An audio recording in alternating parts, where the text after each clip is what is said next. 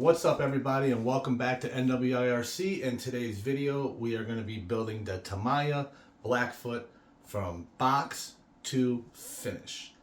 So stay tuned, grab your favorite beverage. This video is pretty lengthy. I go through and show you how I build the Blackfoot, and we'll show you tips and tricks along the way. So if you like to follow, please pause the video at any time and grab your kit and let's get right to it. What's up everybody? Let's go ahead and get this thing opened up and built. We're going to be using this cheap FlySky receiver, and also going to be using this cheap servos that I get from Amazon. Get them on a 4-pack. They're very cheap, and they're all metal geared and they work really good.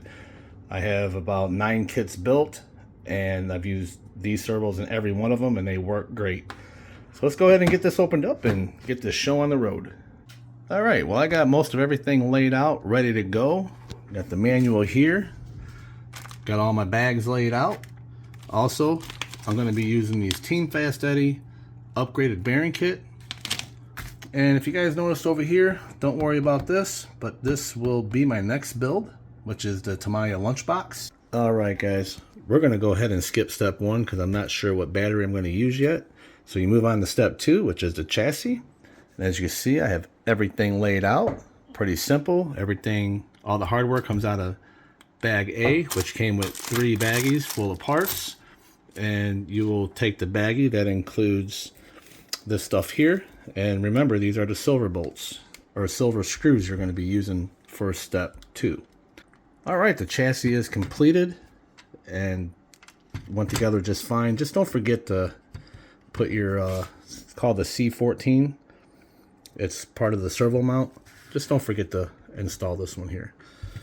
All right, I have everything out for step 3, which is attaching the suspension stay.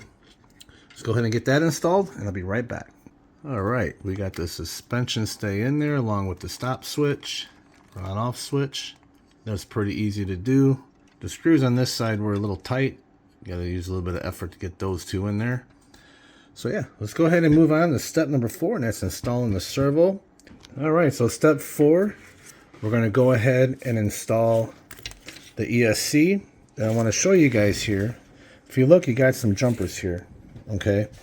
And this very front one is for your forward and reverse, to reverse your motors. And this one here is jumper down here. That's for your NiCad or LiPo battery. I'm going to be using a LiPo battery, so I'm going to take this jumper and move it over so it picks up the cells of the LiPo battery. Alright, as you can see, I got the ESC installed. Now we're going to move on to step 5. Alright, we have the receiver installed. Just remember that your steering servo goes into channel 1, and channel 2, which is your ESC, will go into channel 2. Also, keep in mind that all your negatives on any receiver, at least any one that I worked with, they're all on the left side. So you have either a brown wire or you'll have a black wire. That'll be your ground, and you want to keep that over to the left. Okay, so now that that step is done, we'll worry about wire management here later on once we get the motor in. I might have to move this up here. I don't know yet. That's why I'm disregarding this picture here where they're calling the electronic speed control. Basically the same thing as the CSC, but this thing's going to be doing all the work. So okay, let's go ahead and move on to step 6, and let's go ahead and get the steering tie rods together. Alright, step 6 is complete. They give you a chart here to where you can line up your tie rods so you can't screw it up. It's a good base to start with. And also, you will need a pair of pliers to pop them on, unless you got good finger strength to pop them on yourself. I just use a pair of pliers to make it easier. All right, moving on to step 7. Okay, so step 6 is complete. What you have to do is go through the bind process, name your vehicle and your controller or transmitter, whatever you want it to be called. I just named it the BLT for Blackfoot. Super easy radio to operate. And once you set everything up, make sure all your trims are zeroed out, which I did. When you bind the receiver and power it on, it will zero out your servo. And as you can see, it is now complete and ready to work. Go ahead and turn the steering wheel. All right, just so you guys know, we are on step 8 and we are still in bag A. I really like this kit how organized they are. Looks like we're just going to move from bag to bag to bag. And yeah, I'm going to go ahead. Oh, by the way, the grease that I'm going to be using is this marine grease by Dynamite. I'll have all the extra parts that don't come with this kit down below if you guys are interested in clicking those links. I don't get paid for them. It's just what I bought and what I'm going to use. The kit does supply its own grease, so if you want to use their grease, it's fine. There's nothing wrong with it. I just prefer to use marine grease. All right, let me go ahead and get step 8 together. All right, step 8 is complete. We have the front axles done, both left and right side. Everything's moving freely. Go ahead and move on to step number 9, and that's attaching the front uprights.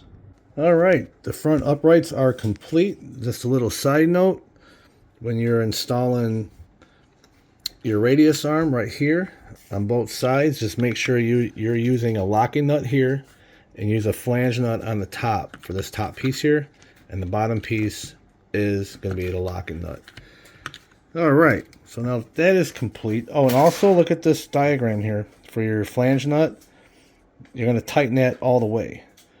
And then on your radius arm, you're going to take and use the lock nut and just kind of get it towards flush, because apparently they don't want you going past the threads. So do it according to the book and you'll be good as gold.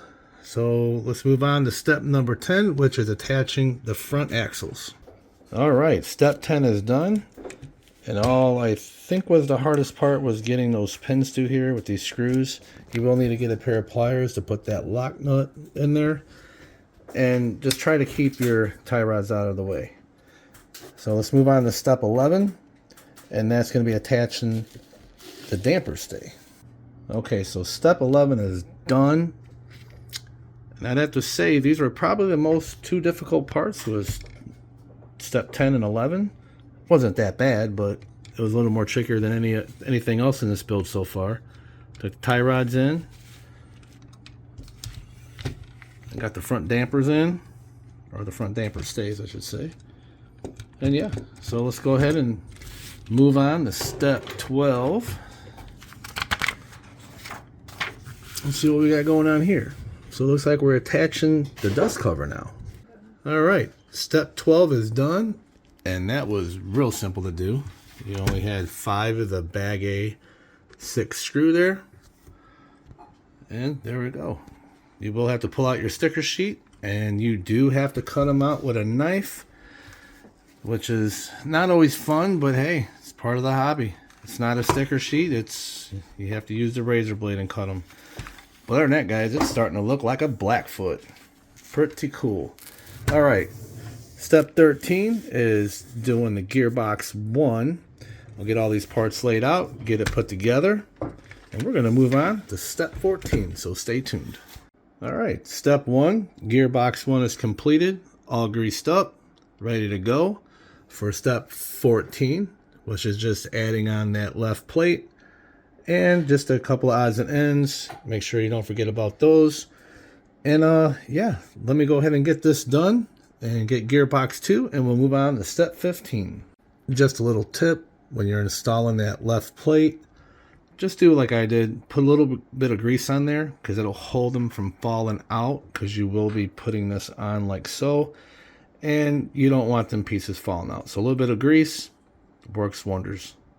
All right, as you can see, step 14 is completed. Now we move on to step 15. And it looks like we are attaching the gearbox to the rear end. Very good. But keep in mind, there's going to be these 4 screws here that you put in to help hold these side plates on are going to have to come out. And they will be getting replaced with these screws right here. Just keep that in mind. Just makes it a lot easier. So I'm going to go ahead and get this attached, and we shall return. All right, step 15 is done, and all we had to do was put the 2 longer screws up top, and then down in here you had to put the 2 smaller screws, one on each side, and that mounts your gearbox. So yeah, man, look at it now. Looks like we're getting somewhere, guys. So we're going to move on to step 16. And let's see what that is. You guys know this is my first time building one of these.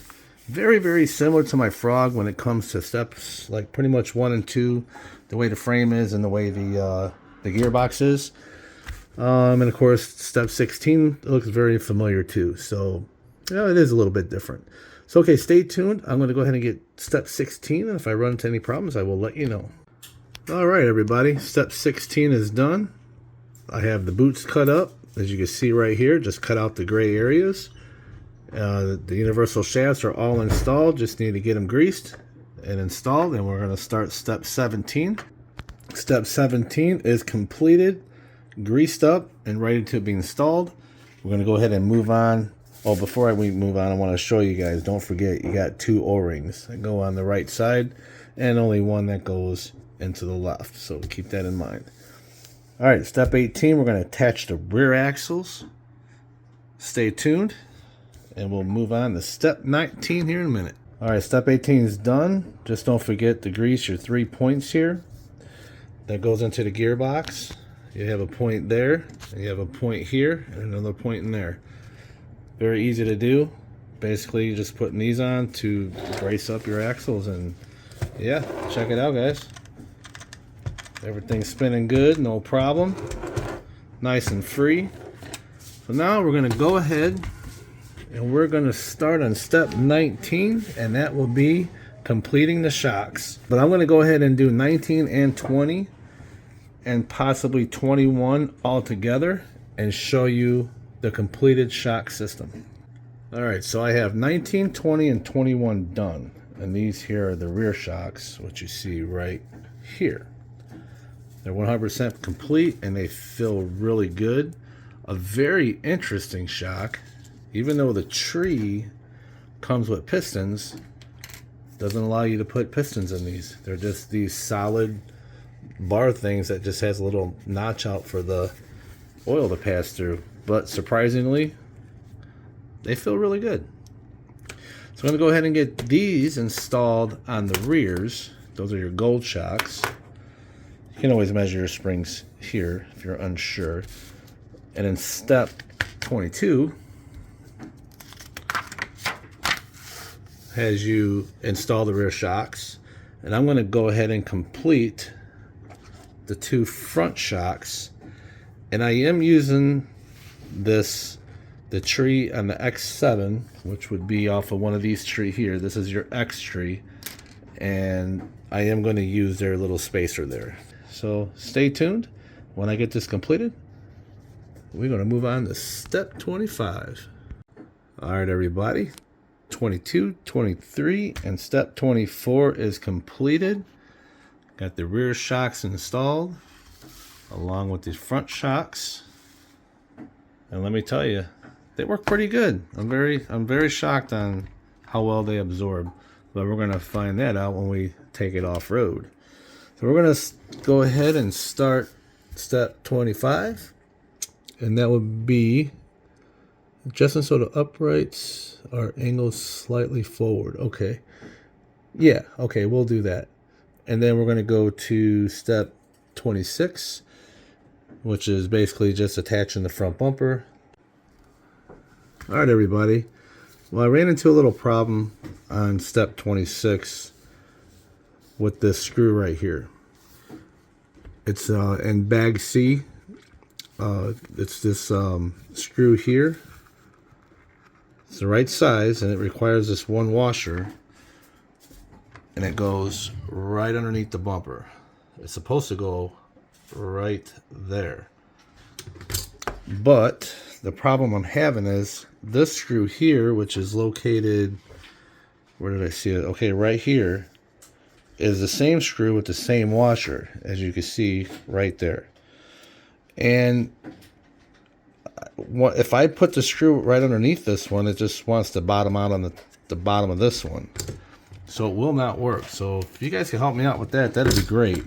The bumper does seem solid. I think I'd rather have this screw on top if I had the choice. But like I said, there's no other screws in the kit that I could find. Maybe this was one of the issues. I don't see why I couldn't just find a fastener to run through there and just put a, like either a lock nut or some kind of a crush nut or one of these nuts here on. I forgot what they call them. Flange nut. That's what they call them. Right there. So I'm not sure. I mean, maybe that's what I'll do before I run it, just to, so I know that this bumper is gonna be secured. But other than that, I do have the guard on, the chassis guard.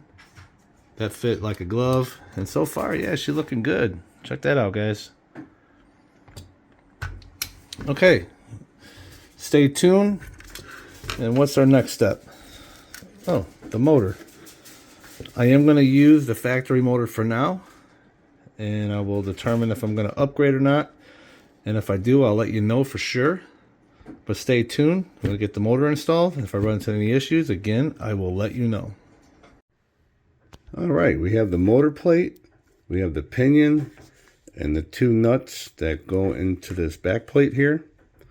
And what you'll be using is two of the screws that you pulled out of your engine plate here, or the gearbox plate here, that you had to remove the 4 on each side to mount this to your gearbox.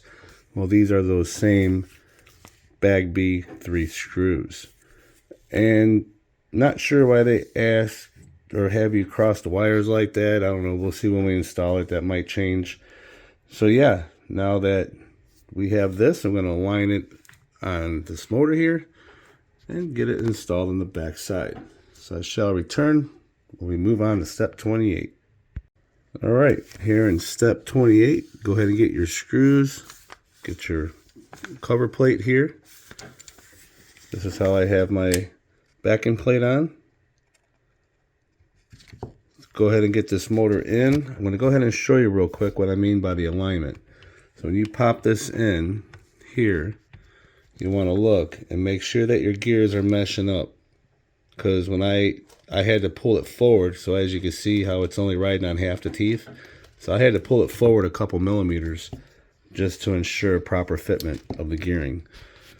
So okay, I'm going to get this installed and I'll be right back. Alright, so the motor is 100% installed. Very easy to do. Let's go ahead and test it out. I do have it powered on. I do have my radio powered on. Let's go ahead and hit the throttle for forward. Then reverse. Perfect. Sounds nice and smooth. It may sound a little choppy on the video, but it's running smooth on my end. Alright guys, so we have Mr. Batman here. Say hi, Mr. Batman. Say hi, Mrs. Twix. They love helping me out, making a mess and stuff like that. But hey, it's part of the hobby when you got pets. And they don't bother me one bit. Ain't that right? So stay tuned. We're going to move on to step 29. Come on, Batman. And that's attaching the rear body mount. Well, before I do step 29, I want to introduce you guys to Harley. It's Harley Quinn. Say hi, Harley. Say hi, girl. All right, stay tuned, guys. Okay, step 29 is complete. That was very simple to do. You just want to put your towers on first, your body mounts first, then this piece here, and 2 screws. Well, you'll have 3 screws total on each side. And if you look here, this longer one here, this longer screw, this bag A1, that requires a nut on this side, but I did have to thread it in. This hole wasn't big enough to just allow the screw to slide in, so I did have to twist it in with a screwdriver. And I did use the nut, and I did use the multi-tool to tighten the nuts. Other than that, you're also going to want to get your stickers, your sticker sheet out. And these are stickers. You can actually peel these off. You don't have to cut these out like you do on the other ones. So, yeah, just make sure your C would be your caution hot.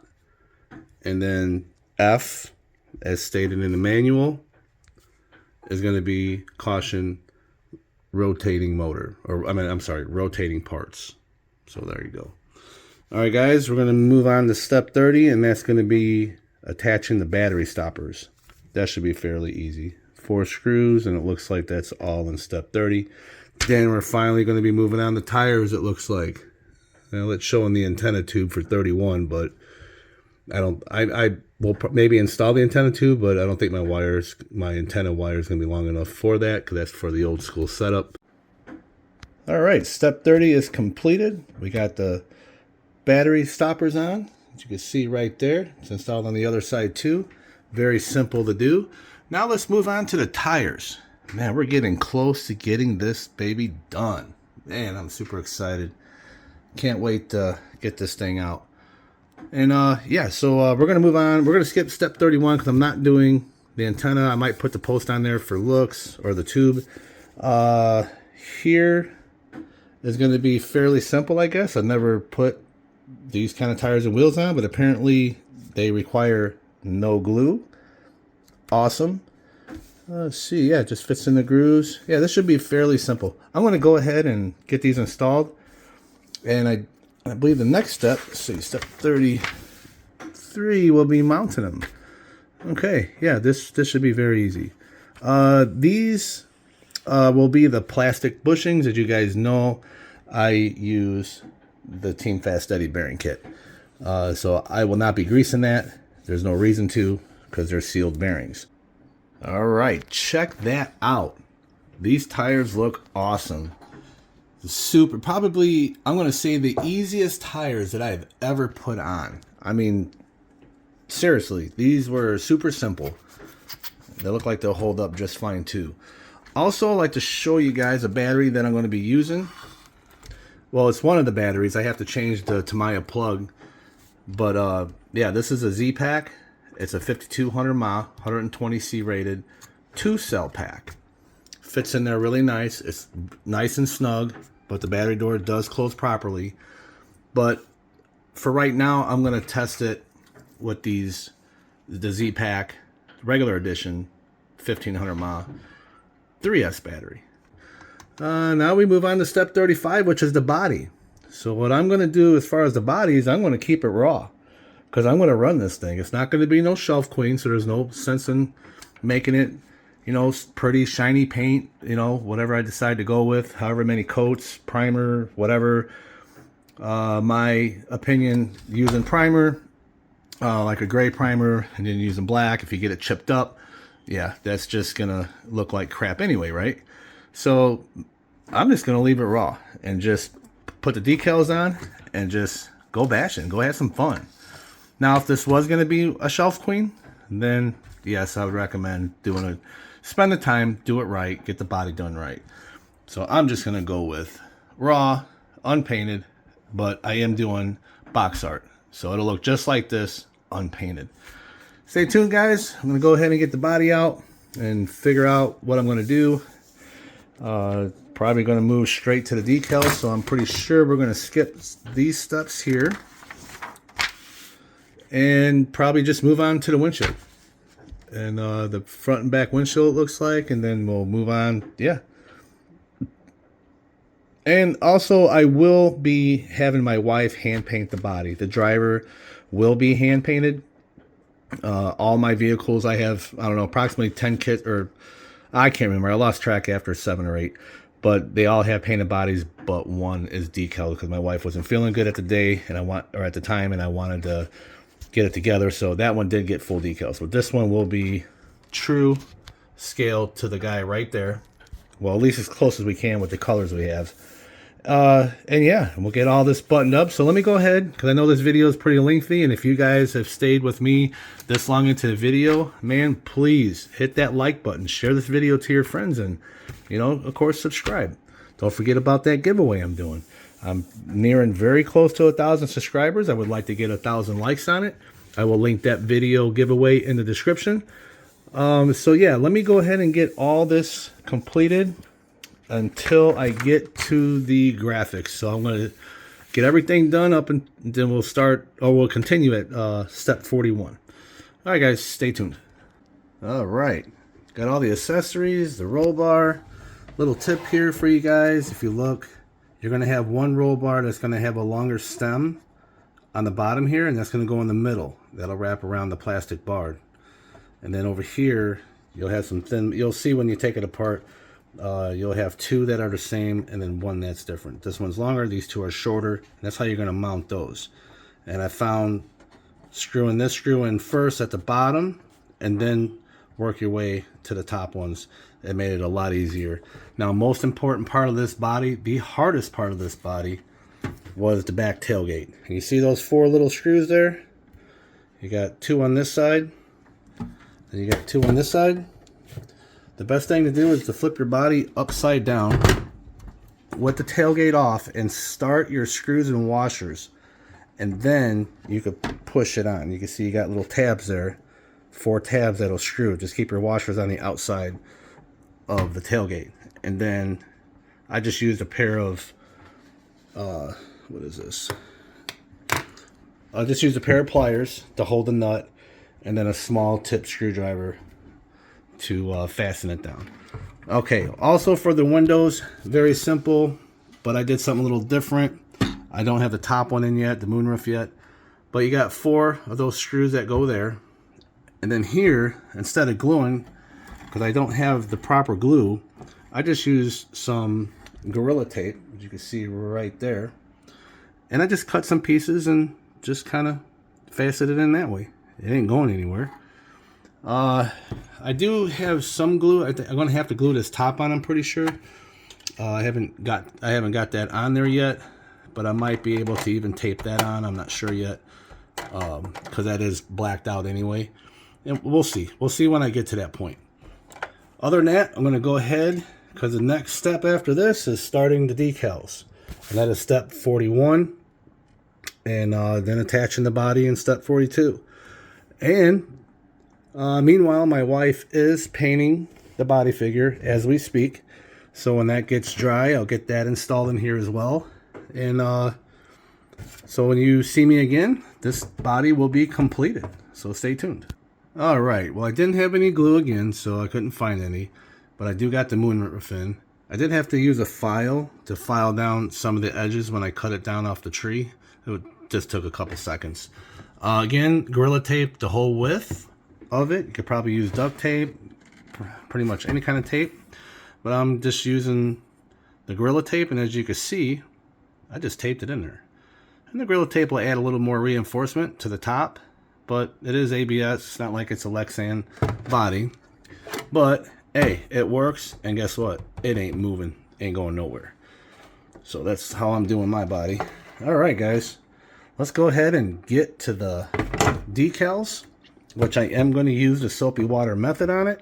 And when it's done, I'm going to clean it up, get it attached to the truck, and we will return. All right, everybody. She is done and looking amazing. My wife spent some hours on the driver, as you can see. We got a little bit of touch up to do. I do highly recommend to put it all together and then paint, because you have to glue the two heads together. It's not like a screw or anything that screws the back of the head against to the face.